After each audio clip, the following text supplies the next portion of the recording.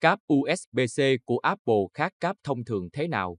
Có giá 129 đô la Mỹ, Apple Thunderbolt 4 Pro được đánh giá đáng tiền so với các loại cáp USB-C giá vài đô la Mỹ trên thị trường. LumaField, công ty cung cấp giải pháp chụp cắt lớp, công ty, công nghiệp của Mỹ, công bố bản chụp cấu trúc bên trong của 4 mẫu cáp USB-C đại diện cho các phân khúc thị trường. Trong đó, Apple Thunderbolt 4 USB-C Pro được bán giá 129 đô la Mỹ, 3 triệu đồng, Amazon Basics là 12,23 đô la Mỹ, 300.000 đồng, Nicorette 5,59 đô la Mỹ, 140.000 đồng và Artifuer 3,89 đô la Mỹ, 95.000 đồng. Mẫu Thunderbolt 4 Pro hỗ trợ sạc và truyền dữ liệu đa dạng gồm Thunderbolt 3, Thunderbolt 4 và USB với tốc độ tới 40 GB/giây, đầu ra Video DisplayPort HBR3 và công suất sạc tối đa 100W. Tại Việt Nam, tùy độ dài, cáp Apple có giá 4 triệu đồng, 3 m, 3,29 triệu đồng, 1,8 m và 1,9 triệu đồng, 1 m. Các model còn lại trong thử nghiệm của LumaField không được phân phối chính hãng tại Việt Nam. Bên trong Thunderbolt 4 Pro trang bị một bo mạch phức tạp với 10 lớp mạch in, 24 chân, đều được nối dây điện, chia thành 3 loại dây riêng biệt cho khả năng sạc và truyền dữ liệu. Tất cả được bảo vệ bởi vỏ nhựa cứng và tấm chắn kim loại bằng thép không dỉ. LumaField đánh giá sợi cáp là sản phẩm kỹ thuật chính xác tuyệt đẹp nhất trên thị trường.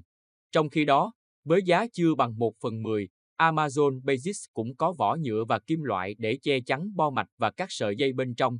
Cáp được quảng cáo cho tốc độ truyền dữ liệu 480 MB/giây và thực tế đã được các chuyên gia LumaField kiểm chứng. Đầu cáp có 12 chân với 4 cặp trong số đó được nối chéo thay vì kết nối riêng lẻ với bo mạch. Theo LumaField, cách này tiết kiệm chi phí nhưng vẫn đảm bảo hai yếu tố là sạc và truyền dữ liệu. Cáp cũng có một dây nối đứt được hàn vào chân cuối của đầu nối giúp an toàn. Nicorette được quảng cáo với tốc độ tới 10 GB/giây tương đương USB 3.1 Gen 2, nhưng thực tế thấp hơn nhiều. Phân tích bên trong, các chuyên gia nhận thấy cáp thậm chí được nối 4 dây trực tiếp mà không có bo mạch. Với thiết kế này, cáp chỉ có thể hỗ trợ tối đa chuẩn USB 2.0. Ngoài ra, mỗi dây được nhúng riêng lẻ trong 2 lớp cách điện và cũng không có dây nối đứt. Vì không có dây dự phòng, nếu một trong 4 chân bị đứt, cáp sẽ bị hỏng. Cuối cùng, sợi cáp rẻ nhất là Artifuer lại có thiết kế tỉ mỉ hơn, có bo mạch, đủ 24 chân nhưng chỉ một nửa có dây kết nối.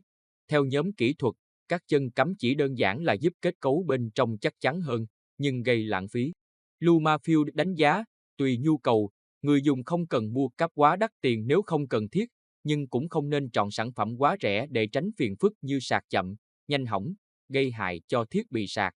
Ngoài ra, nên chọn thương hiệu uy tín để đảm bảo an toàn, cũng như nhận hỗ trợ nếu chẳng may gặp sự cố. Bảo Lâm